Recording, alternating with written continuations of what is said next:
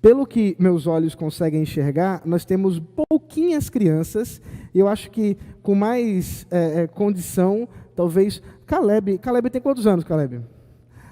Então, vem aqui, Caleb, que eu vou conversar com você, vai ser uma entrevista, eu e você.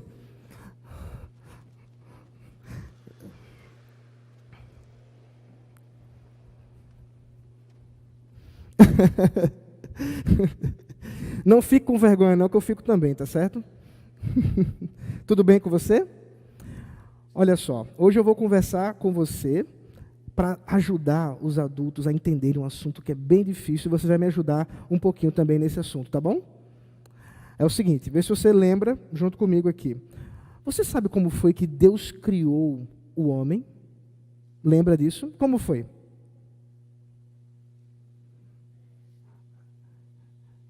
Deixa eu lembrar, ele pegou a terra, ele fez o quê? Formou um corpo, isso, o barro, né? Moldou ali o corpo de Adão, e depois ele fez o quê? Você lembra? Ele deu vida para Adão de uma forma assim bem interessante. Ele fez assim, ó. Ele soprou nas narinas de Adão e ele veio a ter vida. E eu falei ruah, porque a palavra em hebraico para isso. Olha que legal. Ela é uma onomatopeia, ela faz o som do que significa, o som do vento. E então Deus soprou o vento em Adão, e Adão então passou a viver, passou a ser vivente. Sabe o que é interessante? É que Deus criou, tanto a mim quanto a você, e todo mundo que está aqui, de uma forma dupla. Ele nos criou com corpo e nos criou com espírito. Não tem como ser uma coisa só. Nós somos as duas coisas ao mesmo tempo. E tem uma coisa ainda mais interessante que eu quero que você aprenda hoje comigo, tá bom? É o seguinte, você lembra como é que Deus era adorado no Antigo Testamento? Tinha um lugar especial. Você lembra como era o nome desse lugar? Israel, sim, ele na cidade de Israel, na nação de Israel, mas tinha um lugar específico que eles davam o nome de templo. Eles adoravam a Deus no templo e faziam sacrifícios, lembra disso? Faziam sacrifícios dos animais e tinham sacerdotes, eles faziam todas essas coisas maravilhosas. Só que tudo isso passou. Hoje, a gente não tem mais templo para fazer sacrifício de animal, pelo menos eu acho que não, né? Não tem nenhum animal por aqui. Mas olha só, teve algum animal, não foi bem um animal, mas ele representava um animal, que foi morto para que a gente não precisasse de mais nada disso, lembra? Foi Jesus, o cordeiro que foi morto, a gente cantou isso há pouco tempo. Ele é o cordeiro que foi morto, e quando ele morreu e ressuscitou, os templos, ou o templo de Israel, ficou no passado. Hoje existe um novo templo que nós adoramos a Deus. Sabe onde é que é? No seu coração. E essa é a coisa mais bonita de a gente aprender essa doutrina. É que o mesmo Deus que formou Adão do barro, que soprou nas narinas de Adão e deu vida para Adão, é o mesmo Deus que soprou em nós, que somos feitos de barro também, o Espírito Santo, que habita na gente. E ele não vai embora. O Espírito Santo fica com a gente. Então, nós somos sempre templos do Espírito Santo. Sabe o que isso significa para a gente? É que onde quer que você vá, Deus está com você. O que quer que você faça, você está fazendo para agradar a esse Deus que está dentro da gente, o Espírito Santo, ou para desagradar. E qual é a coisa mais legal para a gente fazer? Agradar, com certeza. E é isso que eu quero que você aprenda hoje. E nunca esqueça que você é um templo do Espírito Santo. E onde você estiver, Deus também está com você. Tá bom? Deixa eu orar com você agora. Deus, nós te louvamos, Pai, pelos filhos, pelas crianças que o Senhor nos dá. E te agradecemos pelo privilégio de Caleb estar aqui comigo hoje e das crianças menores que também estão aqui com seus papais e suas mamães. Abençoa-nos para que possamos educar nossos filhos no caminho do Senhor e que o Senhor nos ajude a aprender a falar com eles a Tua palavra. Em nome de Jesus Cristo. Amém. Obrigado, meu irmãozinho. Pode voltar lá, tá bom?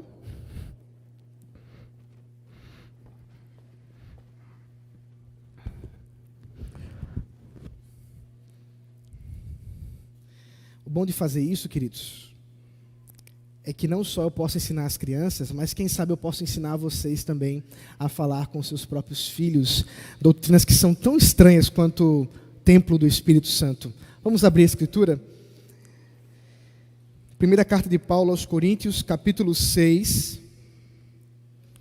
E hoje vamos caminhar no final do capítulo, do versículo 12 até o versículo 20. 1 aos Coríntios, capítulo 6, verso 12 ao 20.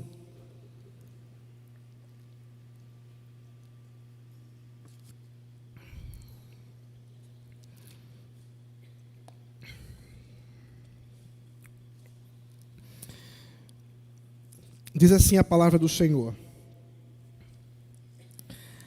todas as coisas me são lícitas, mas nem todas convêm. Todas as coisas me são lícitas, mas eu não me deixarei dominar por nenhuma delas. Os alimentos são para o estômago, e o estômago existe para os alimentos. Mas Deus destruirá tanto o estômago quanto os alimentos. Porém, o corpo não é para imoralidade, mas para o Senhor, e o Senhor para o corpo. Deus ressuscitou o Senhor e também nos ressuscitará pelo seu poder. Vocês não sabem que o corpo de cada um de vocês é membro de Cristo? E será que eu tomaria os membros de Cristo e os faria membros de uma prostituta? De modo nenhum. Ou não sabem que o homem que se une à prostituta forma um só corpo com ela? Porque, como se diz, os dois se tornarão uma só carne. Mas aquele que se une ao Senhor é um só espírito com Ele. Fujam da imoralidade sexual. Qualquer outro pecado que uma pessoa cometer é fora do corpo, mas aquele que pratica imoralidade sexual peca contra o próprio corpo. Será que vocês não sabem que o corpo de vocês é santuário do Espírito Santo, que está em vocês e que vocês receberam de Deus, e que vocês não pertencem a vocês mesmos? Porque vocês foram comprados por preço. Agora, pois, glorifiquem a Deus no corpo de vocês. Vamos orar. Senhor, nós te louvamos, ó Pai, pelo privilégio de nessa tarde meditarmos na Tua palavra. Fala conosco, Senhor, fala aos nossos corações, a fim de que possamos compreender a Tua vontade maravilhosa. Em nome de Jesus Cristo. Amém. Queridos, sem dúvida, o assunto do corpo, como eu estava conversando com Caleb, é assunto um tanto curioso ou até mesmo complexo em nossa sociedade. Nós temos pelo menos duas vertentes bem fortes, bem claras nos nossos dias, que são tanto quanto antagônicas.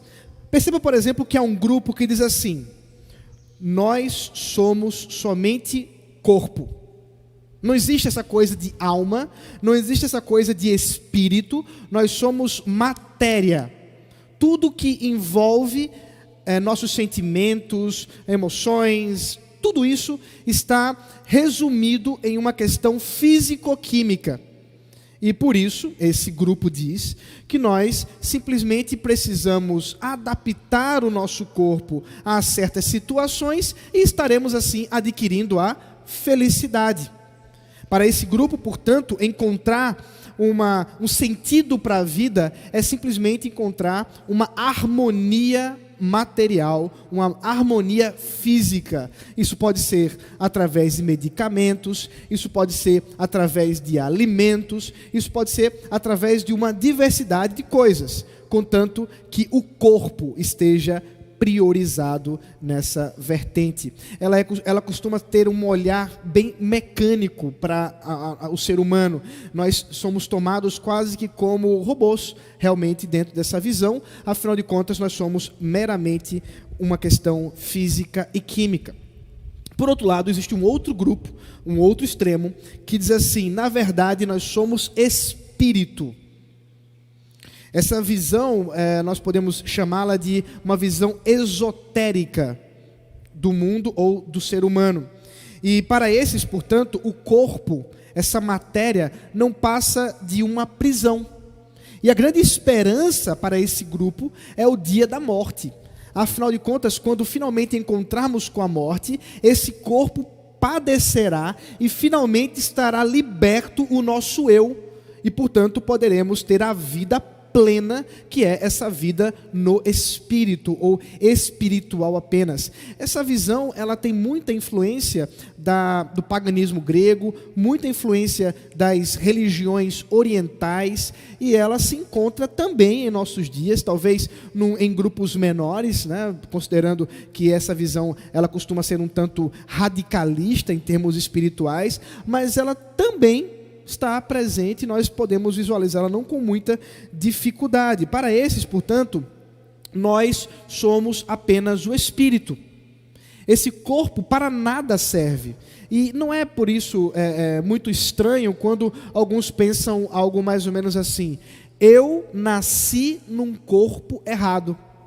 Não é mesmo? Afinal de contas, se eu não sou o meu corpo, eu posso dizer que esse corpo que hoje me pertence, do qual eu nasci, ele foi um tanto quanto engano. Foi algum engano aí dos mistérios do universo, e portanto eu posso adaptá-lo ao meu eu verdadeiro, a quem eu sou de verdade, aquilo que muitas vezes é chamado de mudança de sexo ou coisas do tipo. Vocês sabem do que eu estou falando. Isso não é, infelizmente, também algo muito estranho. Existem dois extremos, afinal de contas, o que a Bíblia tem a dizer sobre isso?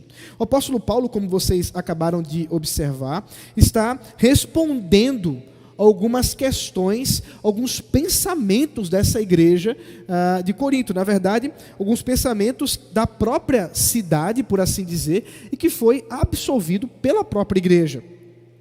Dentro da igreja, portanto, havia uma influência muito grande da cultura grega, do pensamento grego pagão dualista.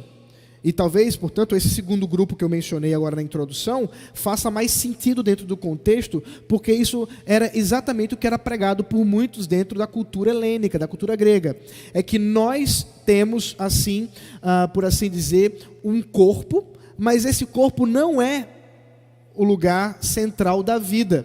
Na verdade, alguns inclusive diziam que a matéria, o corpo, ele é mau intrinsecamente, porque por ser limitado a essa vida, por decair, né, por perder as suas propriedades, por perder força, por dar-nos doenças, outras coisas mais, tudo isso aponta para uma maldade própria do corpo.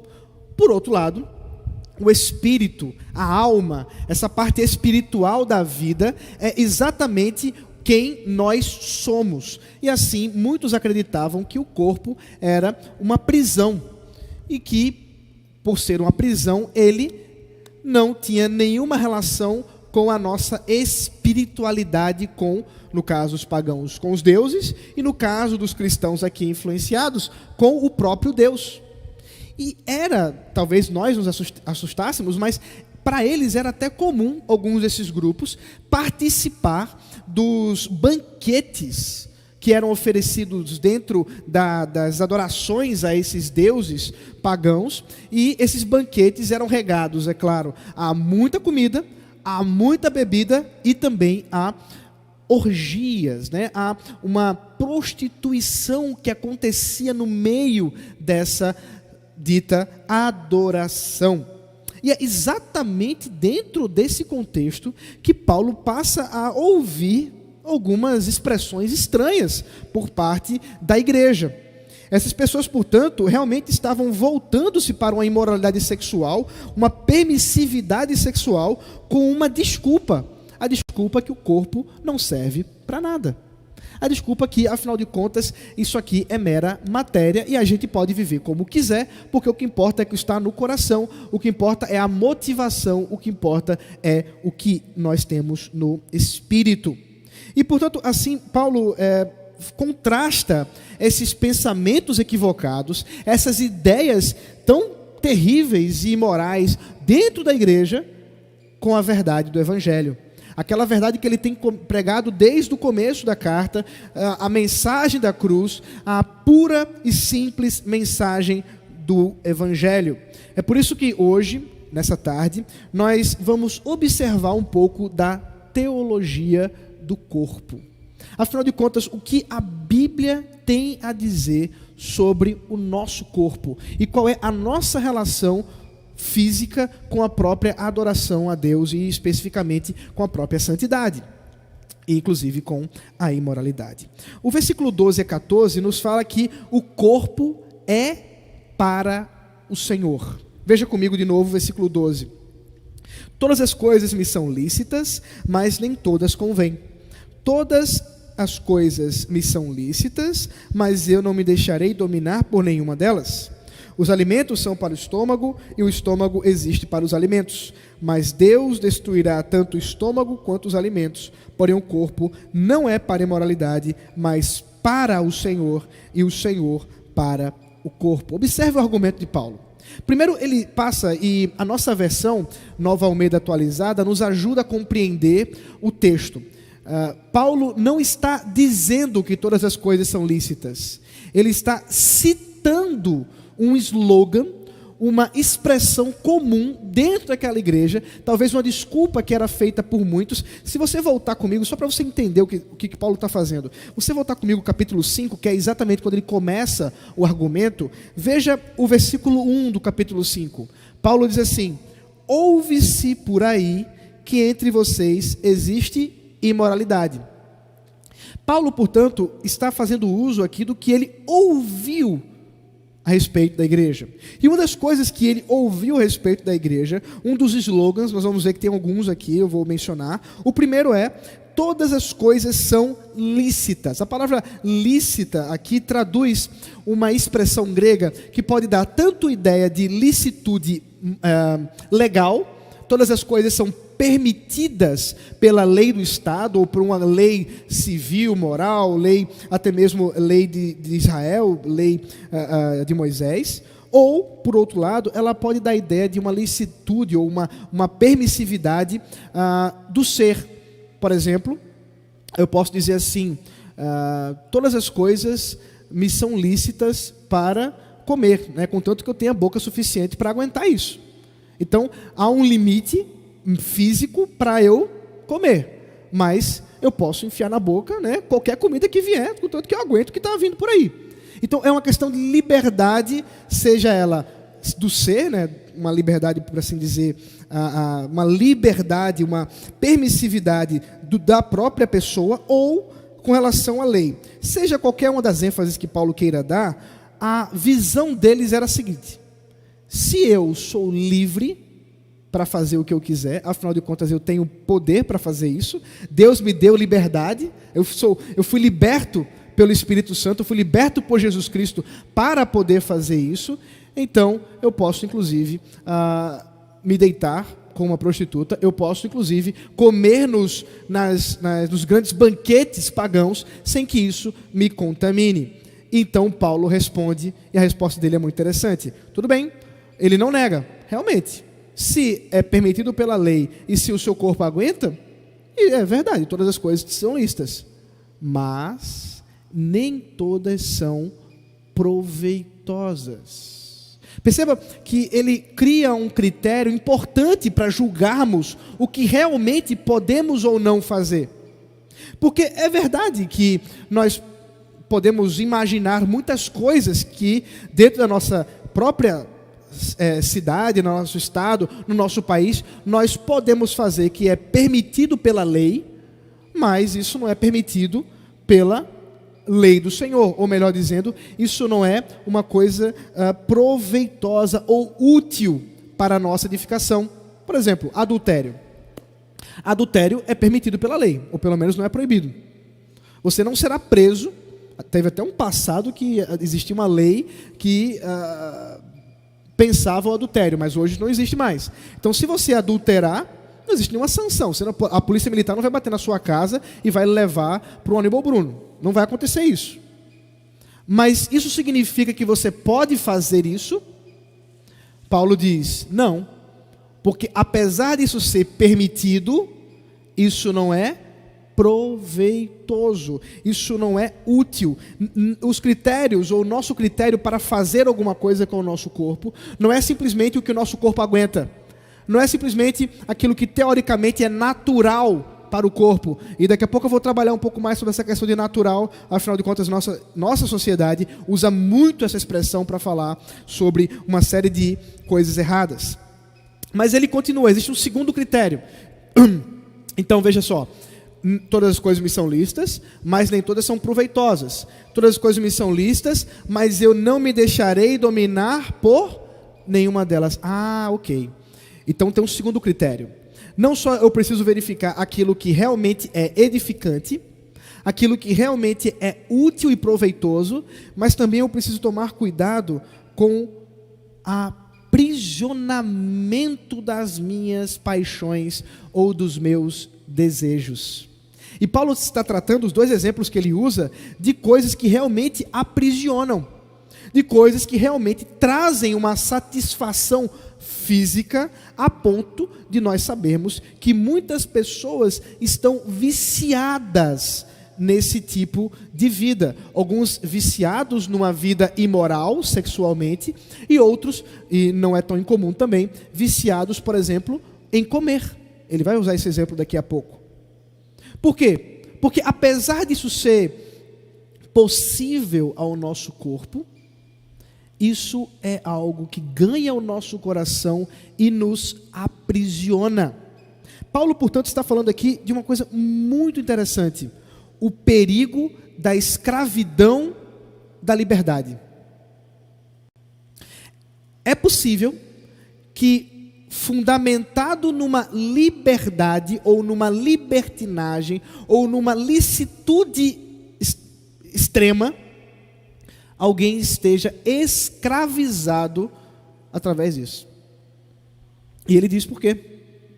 Porque se alguém, pressupondo a liberdade, viver em prol de alguma dessas imoralidades, de alguma dessas questões do corpo, ela também estará presa, ela também estará aprisionada por essas coisas. Talvez uma expressão que carregue um pouco desse significado em nossos dias seria algo mais ou menos assim: meu corpo, minhas regras.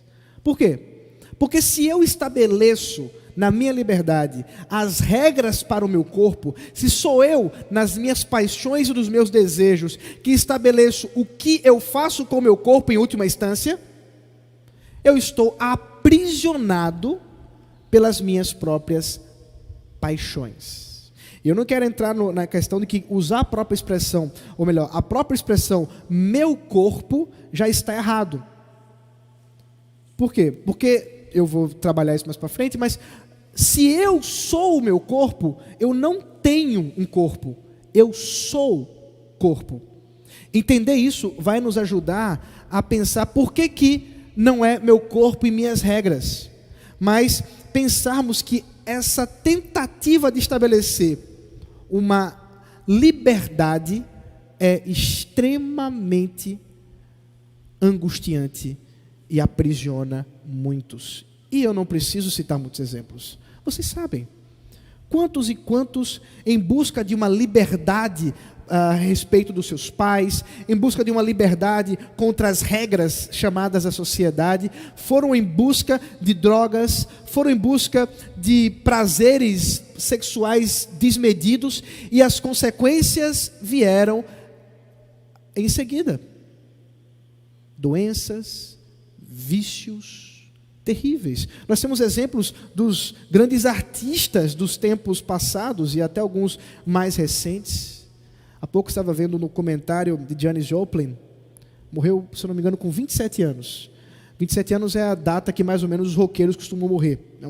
Chamam de a maldição dos 27. E ela é um desses casos. Uma cantora extraordinária, com uma voz extremamente peculiar. E se você for procurar depois aí para ouvi-la, você vai se impressionar com a qualidade dela, mas completamente aprisionada pela ideia de liberdade. E é exatamente isso que acontecia aqui. Muitos estavam achando que, uma vez que foram libertos em Cristo, poderiam viver com seus corpos como bem quisessem, sem que houvesse um critério mais absoluto, mais cuidadoso para a vida com que estavam vivendo. O segundo slogan está no versículo 13. Os alimentos são para o estômago e o estômago existe para os alimentos. Talvez essa fosse a segunda desculpa que era usada por muitos deles. E aí vem aquela questão da natureza que eu mencionei. Alguns diziam assim, ora, por que não posso participar de um banquete como esse? Afinal de contas, os alimentos são para o estômago e o estômago são para os alimentos. A gente não sabe exatamente, os comentaristas tentam ter certeza, não é fácil porque na época do apóstolo Paulo, em grego não havia aspas, né? Então a gente não sabe exatamente onde termina a citação de Paulo. Pode ser o caso, eu vou dar duas opções aqui para vocês entenderem. Pode ser o caso que a citação fosse mais à frente e dissesse assim: mas Deus destruirá tanto o estômago quanto os alimentos. Então nesse caso, para os de Corinto, seria mais ou menos assim: ora, a comida que Deus fez é para eu comer, e o estômago é para que essa comida venha a nutri-la. E no final das contas, Deus não vai destruir tudo? Não é tudo que no final das contas vai ser destruído? Comida e estômago? Então eu posso comer até estourar, não tem problema nenhum. Com isso, muitos iriam dizer, assim também com o sexo. Que problema há? Afinal de contas, não foi feito pelo próprio Deus? Por que não desfrutá-lo? Por que existem essas regras? Por que um casal que tem uma atração pelo outro não pode simplesmente deitar juntos e terem relações? Qual o problema com isso? Quem está sendo ofendido? Não é o amor? O amor não pode tudo? O amor não é o critério último? Alguns diriam isso. Então pode ser o caso que eles estivessem realmente citando o caso da própria destruição escatológica do corpo. Nós sabemos que, ele vai mencionar isso, haverá ressurreição, é o versículo 14 que vai tratar sobre isso, daqui a pouco eu falo. Mas pode ser que seja a resposta de Paulo ainda. E aí a gente interpreta um pouquinho diferente, seria mais ou menos o seguinte: os alimentos, o slogan da igreja, os alimentos são para o estômago e o estômago existe para os alimentos. Paulo retruca, mas Deus destruirá tanto o estômago quanto os alimentos. Nesse sentido, Paulo estaria dizendo o seguinte: vocês estão confiados nos prazeres da comida, nos prazeres do corpo, e esquecendo que isso não é aquilo que dá significado último para a nossa vida. Afinal de contas, será destruído de uma certa forma pelo próprio Deus. Afinal de contas, nós haveremos nos encontrar com a morte. E o estômago, todo o nosso corpo, na verdade, seja o que for, vai ser destruído, vai virar comida de bicho, como outros já disseram por aí.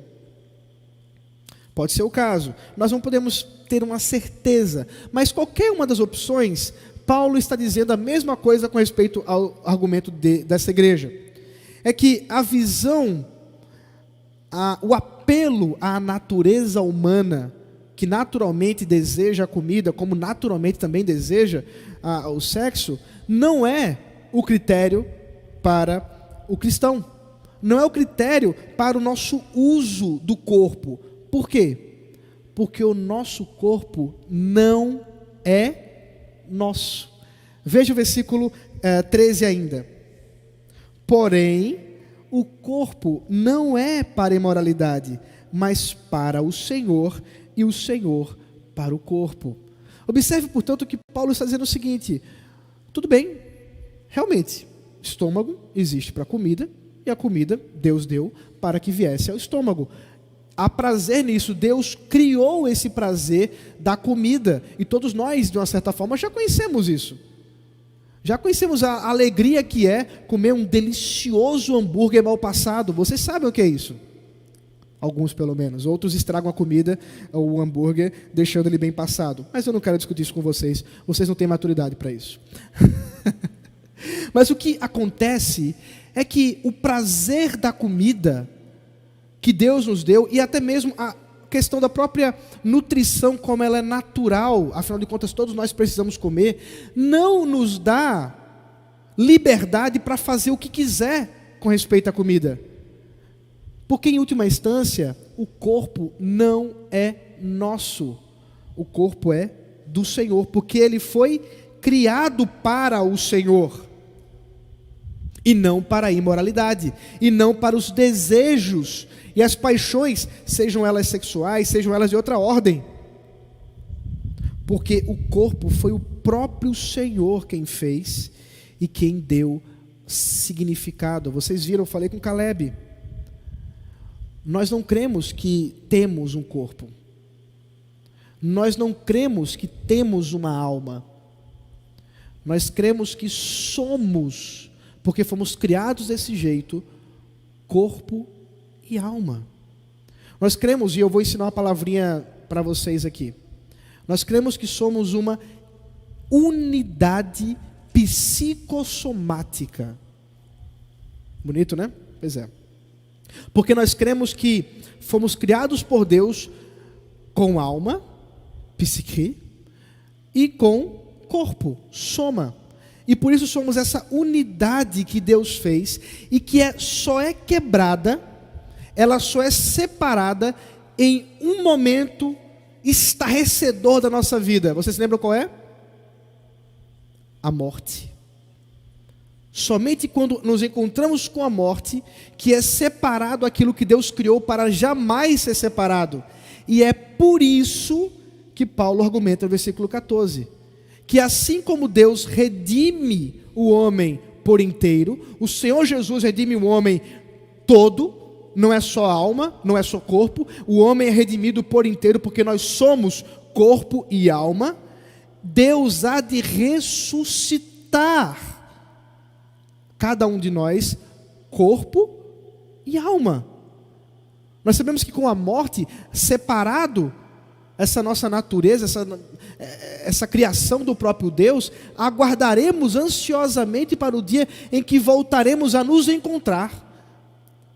Vai ser um encontro de nós mesmos, afinal de contas estaremos nos encontrando conosco, fisicamente. Isso é curioso, eu não vou entrar nos detalhes disso, porque eu não os tenho. Talvez Paulo o tivesse, mas ele não revelou. Então, nós temos aqui a ressurreição do corpo, doutrina que ele vai retomar no capítulo 15, que era um problema também para essa igreja. Não vou adentrar nos assuntos, porque afinal de contas está no capítulo 15, mas aqui está a doutrina que precisamos ser lembrados. O corpo é para o Senhor. Deus criou-nos para a sua glória. Deus nos criou para glorificá-lo com todo o nosso ser.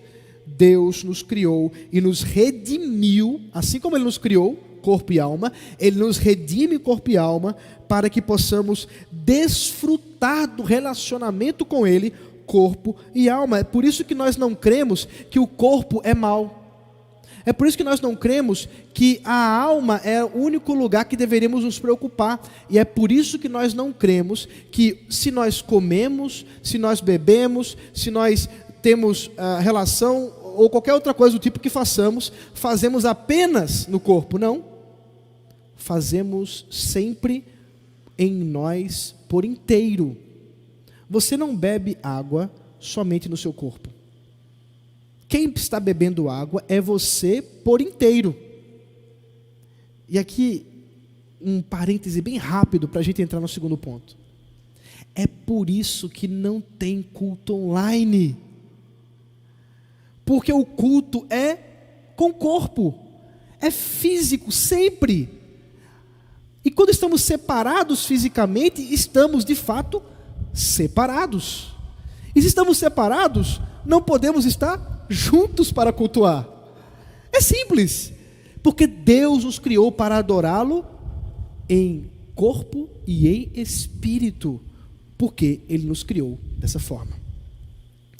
O segundo ponto que nós observamos aqui é que o nosso corpo está unido a Cristo. Ele foi criado para o Senhor e ele também está unido como um membro do próprio Senhor Jesus Cristo. Veja o versículo 15. Vocês não sabem que o corpo de cada um de vocês é membro de Cristo? E será que eu tomaria os membros de Cristo e os faria membros de uma prostituta? De modo nenhum. Observe o argumento de Paulo agora. Ele primeiro refutou aquelas ideias que muitos tinham com respeito ao uso do corpo, e agora ele piora a situação. Ele diz: vocês esqueceram o significado do corpo de vocês redimido? Que o corpo não é só de vocês, mas é do Senhor. Mas não só isso, é que vocês estão unidos fisicamente com Cristo. Esse é um detalhe que nos escapa geralmente. Observe que Paulo está falando do corpo. Do corpo. Paulo não está falando do nosso espírito simplesmente. Ele está falando do corpo. Ele está dizendo que nós estamos fisicamente ligados a Cristo. Isso é muito interessante, porque a nossa tendência, até mesmo quando a gente ensina as crianças, é mais ou menos assim. Nós, quando recebemos o Espírito Santo, quando recebemos Jesus, ele passa a morar no nosso coração. Por coração a gente está falando da alma, está falando do Espírito. Isso é verdade? É. Mas a gente esquece que a doutrina bíblica sobre o corpo é que não só ele passa a morar em nós, mas também nós passamos a morar nele. O que significa? Que eu no meu corpo, você no seu corpo, e onde quer que nós estejamos fisicamente, estamos também com o Senhor, no Senhor, unidos a Cristo. E aí vem a pergunta absurda, que ele responde: de modo nenhum. Porque uma vez que temos consciência que o nosso corpo está ligado a Cristo, que nossa relação com Cristo, com Jesus, não é simplesmente uma relação espiritual, mas é uma relação física também, alma e espírito, ou melhor dizendo, alma e corpo. É verdade também que se eu me uno em uma corrupção aqui sexual, como o caso de uma prostituta, o que eu estou fazendo com o meu corpo que está em Cristo, que é de Cristo e que pertence no sentido de ser membro do próprio Cristo? Olha o absurdo que ele está falando aqui. Ele está dizendo que é como se eu pegasse Cristo e eu estivesse levando o próprio Senhor Jesus a ter relação com uma prostituta. É isso que ele está dizendo. Vou ler de novo para você achar que eu não estou falando heresia, não. Vocês não sabem que o corpo de cada um de vocês é membro de Cristo? E será que eu tomaria os membros de Cristo, meu corpo, e os faria membros de uma prostituta? De modo nenhum. De modo nenhum eu posso fazer isso. Então, o que Paulo está dizendo é: como eu posso me levar à imoralidade nesse ponto, se o corpo que eu tenho, ou que eu sou, melhor dizendo, esse corpo que eu sou, é também corpo de Cristo? Eu estaria levando Cristo à prostituição? De modo nenhum. De modo nenhum. Ele continua o argumento: ou não sabem que o homem que se une à prostituta forma um só corpo com ela? Porque, como se diz, os dois se tornarão uma só carne. Ele cita Gênesis 2:4. O próprio Moisés, quando lembrando da grande narrativa do casamento, menciona que o casamento é a união de um homem e de uma mulher, os dois se tornando uma só carne.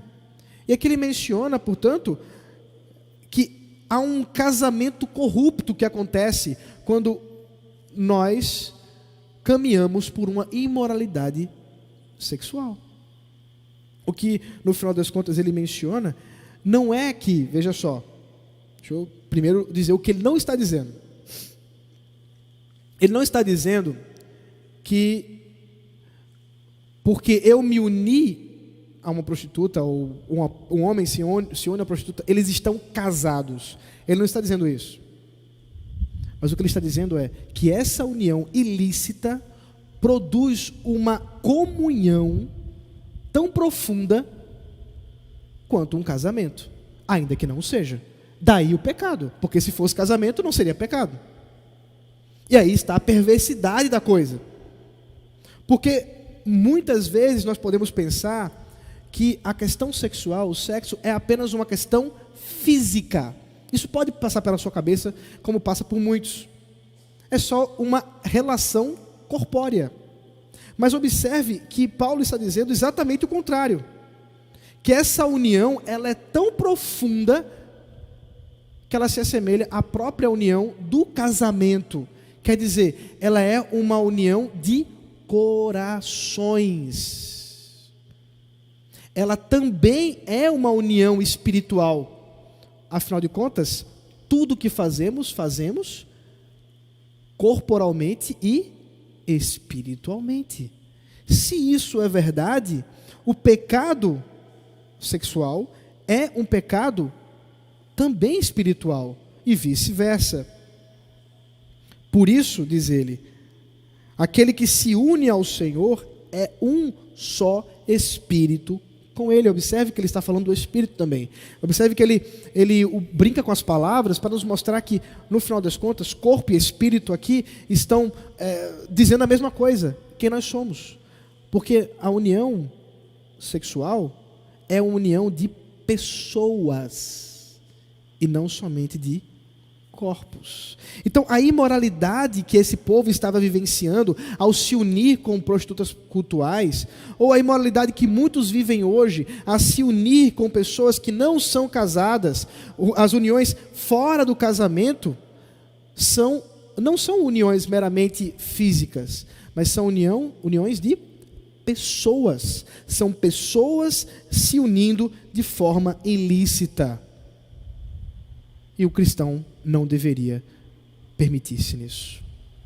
O cristão não deveria participar disso, porque nós somos unidos a Cristo.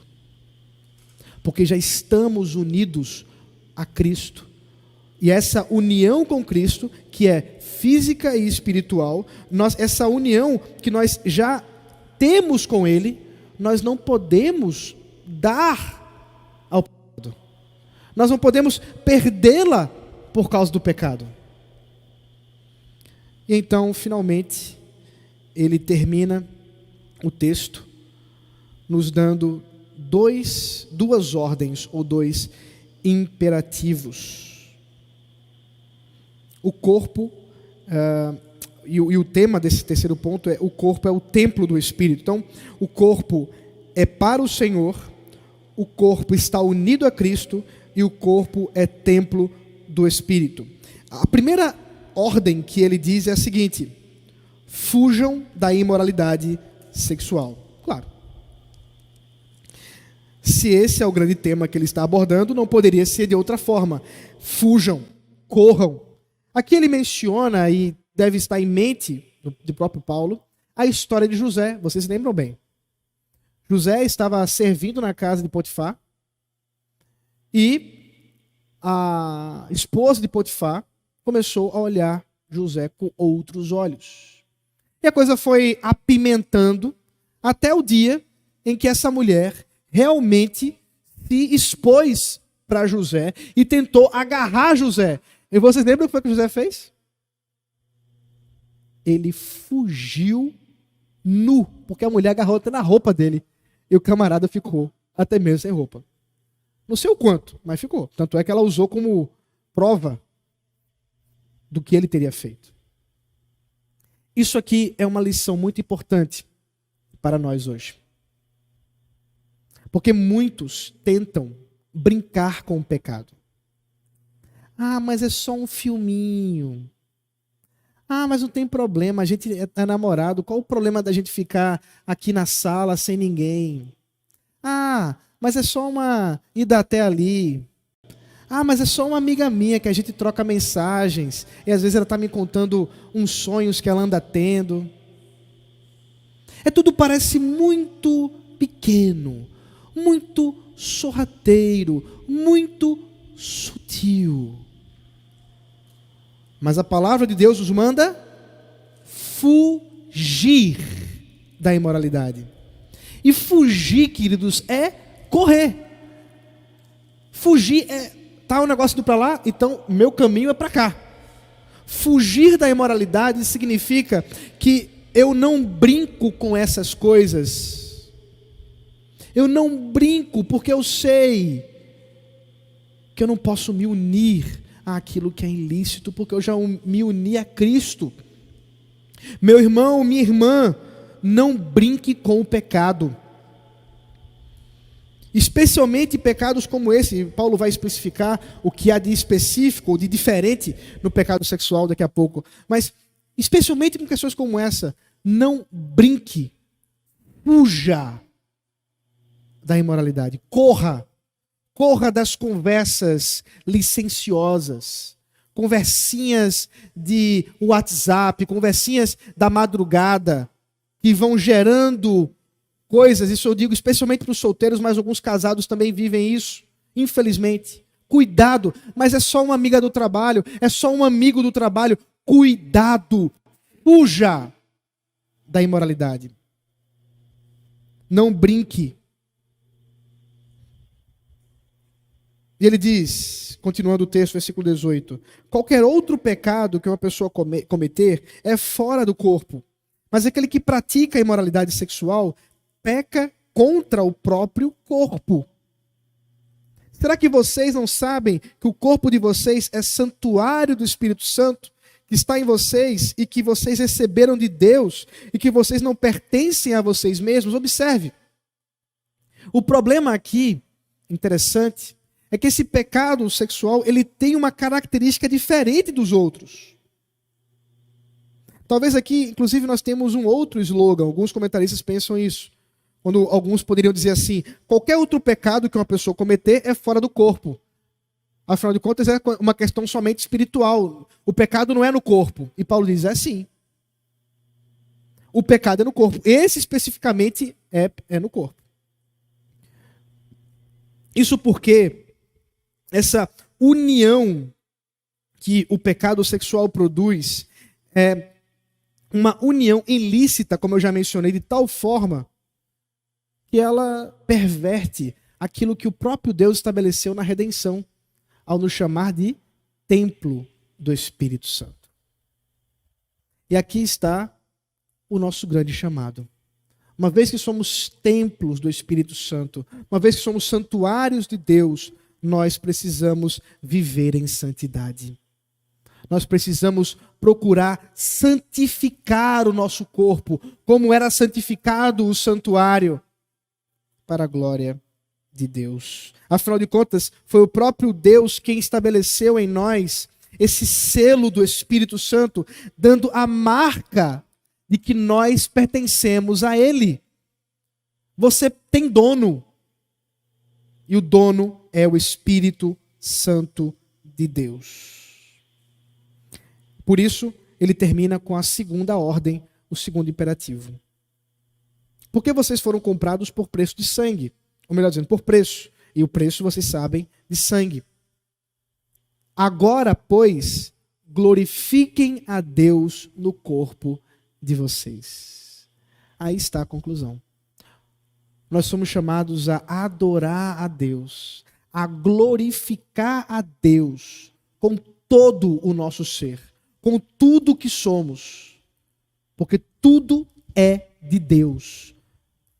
Você deve glorificar a Deus com o seu trabalho, que você faz no corpo e no espírito. Você deve glorificar a Deus com seus estudos, que você faz no corpo e no espírito. Você deve glorificar a Deus nos seus relacionamentos, amizade, relacionamentos românticos, relacionamento com os pais. Você deve glorificar a Deus em casa, na rua, onde quer que você esteja. Por quê? Porque você é templo do Espírito Santo de Deus. Glorifique a Deus por inteiro. Meus irmãos, entender uma boa teologia do corpo nos ajuda a entender quem nós somos. Nos ajuda a entender o que o pecado é e o quanto ele corrompe a nossa vida e o perigo do pecado. Nos ajuda até a entender um pouco da própria dinâmica da igreja. Afinal de contas, nós entendemos que a igreja, ela é visível, porque o nosso corpo é visível. E olha que beleza, eu estou vendo a igreja de Jesus aqui, ó. Eu consigo ver a igreja de Cristo. O corpo de Cristo está na minha frente aqui. Uma parte. Alguns membros. Uma boa teologia do corpo nos ajuda a entender como podemos praticar santidade, ter uma vida santa. E sabemos que a dimensão da santidade e da pureza não está restrita a uma área da vida, mas a todo o nosso ser. Vamos orar. Ó Deus maravilhoso, obrigado, Pai, por esse tempo que o Senhor nos concede de edificação, de instrução. Abençoa-nos para que possamos te glorificar no corpo. Ajuda-nos, Pai, a fugir da imoralidade. Não brincar com o pecado, mas saber que podemos e devemos te glorificar com todo o nosso ser, com tudo o que somos. Que onde quer que estejamos, o Senhor seja realmente o nosso alvo, a tua glória sendo o nosso alvo. Sê, Senhor, a nossa visão, sê a nossa vida, ó Pai. É o que te rogamos. Em nome de Cristo Jesus. Amém.